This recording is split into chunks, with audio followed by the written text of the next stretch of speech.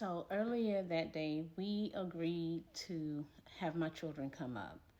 And when I saw myself, I was totally against it. I was like, no, they cannot see me like this. I'm a monster. I look like a monster. They cannot come up here. They were 4 and 7. My daughter was 4 and my son was 7. And I was like, they cannot see me like this.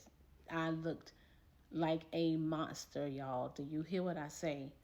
And I just did not want them to see me that way.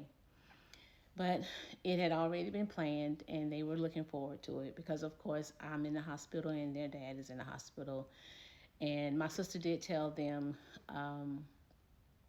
that I was hurt and he was hurt, but not what had happened.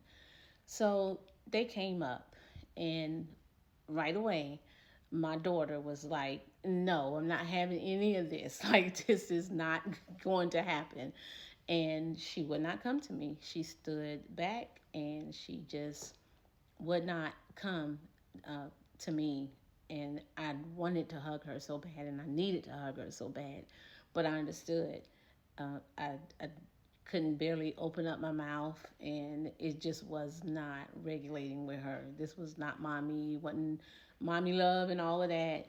My son, who was 7, he could, hear my voice, and put the two together because he was a little older. That okay, this is mama. This doesn't look like her, but it is her. And kids being as resilient as they are, he came closer, and that was good. But I just had to accept the fact that my daughter, being 4, uh, really was being traumatized. Okay, so we sat for a little while and talked, and I enjoyed them, but inwardly I was just there. I had shut down because I couldn't even think about the miracle. I couldn't even think about what God had done. I just was in a dark, dark place. And that's where I remained. On the next day, the doctors discharged me. That was the third day, and said it was nothing for them to do. No surgery, no stitches, no blood transfusion. They wanted me to come back and check with, have come to my doctor's appointment that they made and just check me out, check my head out, and things like that.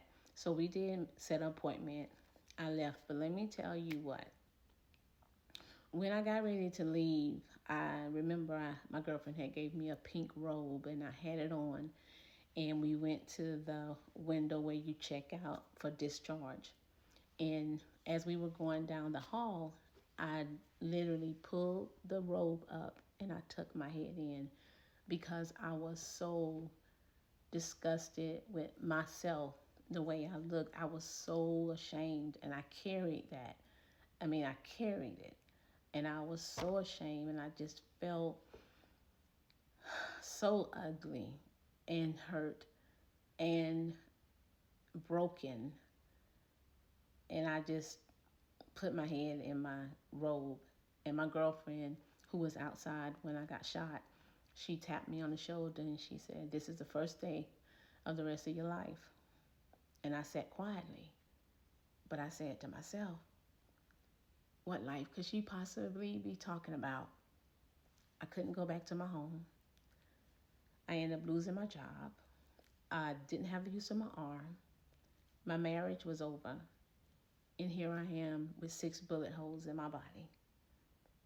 All I knew is that I was going to my mother's house and I had my children. That's all I knew. 20 minutes changed my life. 20 minutes. But God had a plan. God had a plan. Stay tuned.